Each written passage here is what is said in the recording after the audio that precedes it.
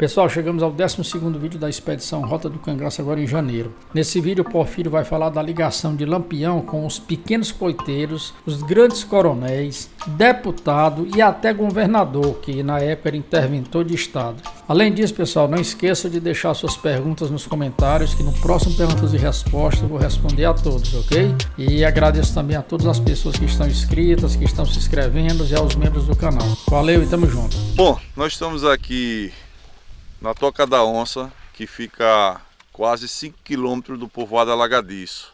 Foi nessa região aqui que era o esconderijo do Zé Baiano. E Zé Rufino veio tentar capturar Zé Baiano aqui e não deu certo, porque você vê a geografia, a altura, né? São 500 metros acima do nível do mar. Mas por que ele veio pra cá, Porfírio? Aqui, o Tony Chiquinho, Pedro Guedes, tem informado desse local. Tinha aqui uma área bastante boa para ele se esconder, com essa altura, como eu falei. E ele tinha uma visão geral da geografia aqui. Então ele saiu do Guedes, que trocou tiro com o Zé Baiano, que era o esconderijo primeiro. Aqui era o esconderijo segundo. Lá, ele acertou um soldado de Zé Rufino. Então Zé Rufino veio perseguindo ele até essa região aqui. E aqui ficou impossível, porque Zé Rufino já estava com um soldado ferido. E Zé Rufino, estrategicamente, não tinha condições de pegar ele lá em cima, né? Era desvantagem total. E também outro fato importante que tem aqui é Zé Sereno, né? Então Zé Sereno, quando perdeu o neném Luiz Pedro lá na fazenda Agudalzinho, eles vieram diagonal. Então Zé Sereno sabia desse esconderijo. Isso foi mais ou menos em novembro de 36. Só que quem conhecia esse local aqui era a família, os filhos de Alagadiço, que veio capturar o grupo de Luiz Pedro, depois da morte de neném lá na fazenda Agudãozinho. Então era um esconderijo que já não era mais oculto. Então veio a turma de Alagadiço, Tom Chiquinho, fazia mais parte da amizade. Obviamente que em junho de 36 mataram o Zé Baiano. Então eles conheciam esse esconderijo. Foi eles que apresentaram minha família. Tom Chiquinho, Pedro Guedes, Pedro Dinica e Zé Sereno. Na época, para fugir, veio para aqui. Foi uma opção errada, colher a Toca da Onça. Porque os filhos de Alagadiço, que apresentaram a Zé Baiano, com certeza veio eliminar também Zé Sereno aqui. E aqui trocaram o tiro e daqui foram para Canidé. Foi a Anicila conhecer o Lampião pela primeira vez. Filho, essa mata vinha até embaixo ou ficava só ali na frente? Não, aqui era tudo mata. Tudo isso aqui era mata? Tudo então. mata. Nós estamos falando aqui da década de 30, né? Porfírio, e para levar mantimentos para ele lá, o pessoal também subia isso aqui ou ele vinha receber aqui embaixo? O Zé Baiano, ele tinha várias características. Ele tomou a ousadia de mandar meu tio construir uma padaria para ele, servir a ele. Pão, essas coisas, né? Que ele tinha dificuldade, cada vez mais estava ficando difícil a situação dele. Zé Rufino estava sempre à procura de Zé Baiano, então ele mandou meu tio fazer uma padaria para prazer dele. Era um dos cangaceiros mais ricos, vivia de agiotagem, né? Então aqui, mantimentos ele mandava comprar em Alagadiço e algum produto mais especializado em Aracaju.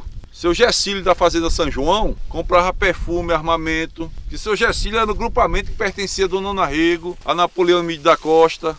Seu Gessílio era casado com a irmã Marinete Rabelo, que é o grupamento que dava sustentação a Zé Baiano nessa área. E esse grupamento tinha as informações que um determinado dia, Cazuza Paulo, que era desafeto desse agrupamento político, andou dizendo que ia espalhar quem dava cobertura a Lampião aqui nessa região. E aí numa discussão, numa venda de João Atanásio, ele matou um conterrâneo e aí ele foi preso. Na penitenciária ele começou a ameaçar. E aí Dona Rego tomou conhecimento junto com Napoleão Emílio da Costa, que é o cunhado dela, que é deputado, procuraram Tom Chiquinho. Ele vai criar um problema sério. Ia chegar no principal. Quem era o principal? Era o Nito Carvalho. Aí é a causa da confusão aqui em Alagadiço. Resultado, bolaram um plano de soltar Cazuza Paulo, que ele dizia, ameaçando a penitenciária, falando quem era os coiteiros de Lampião aqui, mas ele não estava falando de coiteiro, cidadão comum, não. Ele está falando do sistema, revelando o sistema, de um governador por trás. E o deputado Napoleão Emílio mandou soltar. Ele não quer matar Lampião, armou ele, deu um mosquetão a ele e ele veio para Alagadiço para matar Lampião. Uma emboscada, porque soltaram ele para que Lampião matasse ele. Tudo tramado já, né? Tudo planejado, porque ele começou a falar demais. Ele não estava falando de Lampião, de um coiteiro simples não, de um fazendeiro não. Ele estava falando do agrupamento, do sistema político. Aí é que está a situação. E aí Lampião veio. Lampião não ia sair de uma região para matar um desafeto comum. Ele veio porque tinha um agrupamento por trás. Era um governador, era um deputado. Era a sobrevivência dele. E Sergipe tinha uma dicotomia política, tinha outra força política que estava se aproveitando dessa situação de Cazuza Paulo. Mayná Gomes, general Mayná Gomes era amigo de Getúlio Vargas. Sempre ia para o Rio de Janeiro levar ocorrência, criticar o Heronide de Carvalho. Mas por que Getúlio não tirava Heronide de Carvalho? Porque tinha um resultado que é o voto, a matéria-prima. Você vai tirar o cara que tem a matéria-prima, o voto? O apoio era só para Lampião não atacar aqui? Ou era dinheiro também? Foi um acordo tácito, de 29. Lampião não ataca o agrupamento político do Dr. Heronide de Carvalho e Dr. Heronide de Carvalho não ataca Lampião. Não envolvia dinheiro, não? Claro, fator econômico. O agrupamento de Heronide de Carvalho se especializou na política. Enquanto que o agrupamento que perdeu a eleição foram para a economia do algodão. Então a vinda de Lampião para cá, voltando ao assunto do raciocínio, foi para eliminar Cazuza Paulo. Só que Cazuza Paulo não estava na hora, quem estava era o filho, nosso primo carnal Moisés. E Moisés fugiu com medo. Lampião de longe, o pai e o filho se parecia, Lampião acertou ali do mercado com mosquetão. Aí veio o germe dos entendimentos. Quando Lampião matou Moisés, mas quem executou foi Zé Baiano. Talvez para mostrar apoio a Lampião, para mostrar que era fiel a Lampião, acabou executando o finado Moisés. Nisso chegou o tio Pedro, seu Olivo Pereira. Zé, ele já estava morrendo, você acabou de sangrar. E Lampião, capitão, o senhor matou o homem errado, o senhor matou foi o filho.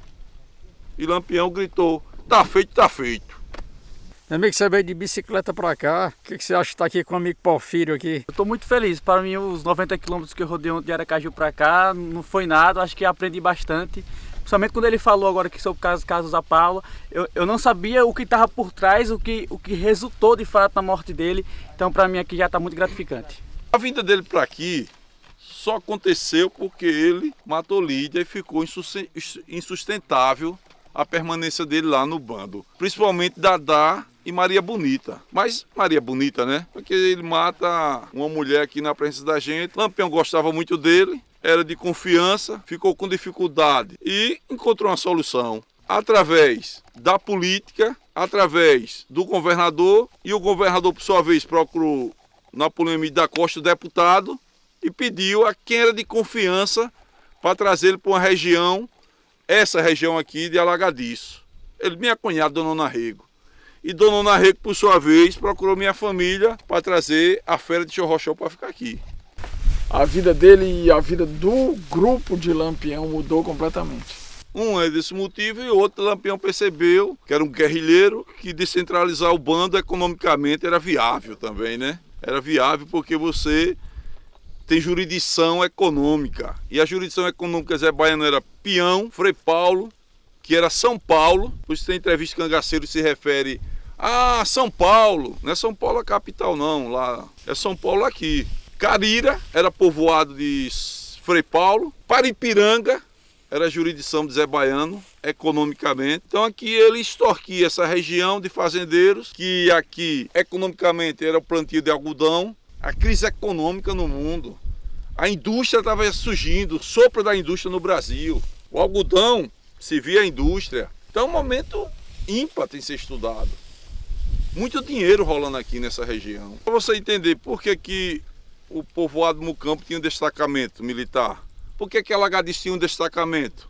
A economia. Os plantadores do ciclo de algodão, eles não queriam ver o seu produto, o banditismo rural, para ajudar a economia. E esses plantadores de algodão, eles migraram para o General Mayná. Qual era a relação do Zé Baiano com o sertanejo, com a população em geral? De autoridade. Tem um fazendeiro aqui, seu Zé Campinas, convidou Zé Baiano para tomar um café de manhã. E esse café nordestino, cuscuz com leite, abóbora, coalhada, queijo coalho. O que é isso? Manter um bom convívio com o Zé Baiano. Por aí eu já percebi que ele mantinha autoridade na região e todo mundo não queria ter desafeto com ele. Era uma amizade forçada. Ele gostava de se impor, ele gostava de ser chamado de capitão. O dinheiro era não era dividido. Ele não tinha que pagar uma porcentagem pelo que ele fazia na região para o Lampião. Pagava. E Lampião dava essa liberdade também, porque sabia que eles precisavam do dinheiro para manter a estrutura, né? Tinha estrutura maior e tinha estrutura menor. Como eu falei, Lampião tinha um custo, o custo do Lampião era altíssimo. O custo de Zé Baiano era menor, mas precisava. Por isso que Lampião tinha de ter essa visão de não querer totalmente, porque ele ia perder. Sabia que o subgrupo tinha de manter também a mesma base que ele, né? Quanto mais perverso, mais dinheiro tinha. Ele usava isso, obviamente, como uma forma de aferir lucro, né? Mas Lampião só era respeitado por causa do terror. Só ele e os outros, ou você era amigo deles, como eles diziam, da sua família não sobra nem pinto. As volantes, porque a volante não pagava, o cangaceiro pagava. E bem, só que o que ele pagava ali, ele tinha roubado da colar. Sim, claro. E podia muito bem roubar daqui para ir pagar colar. E a volante não tinha como pagar nada, era só na violência. Por isso que eles preferiam o cangaceiro. Não que fosse uma coisa de gosto. Uma questão de sobrevivência e também receber ajuda. A questão era essa, não era questão de gosto. Tanto é que quando Lampião morreu foi uma festa. Todo o sertão comemorou a morte de Lampião. Se ele fosse tão querido, a história seria outra, né? A história seria outra. E Lampião nem cangaceiro não tinha bandeira não, mas não tinha bandeira nenhuma não. Bandeira religiosa, política, seja lá o que for, não tinha não. Porfírio, o Arcelino, ele entrou para o cangaço no dia aqui, ou ele já era do cangaço e entrou para o bando de Zé Baiano?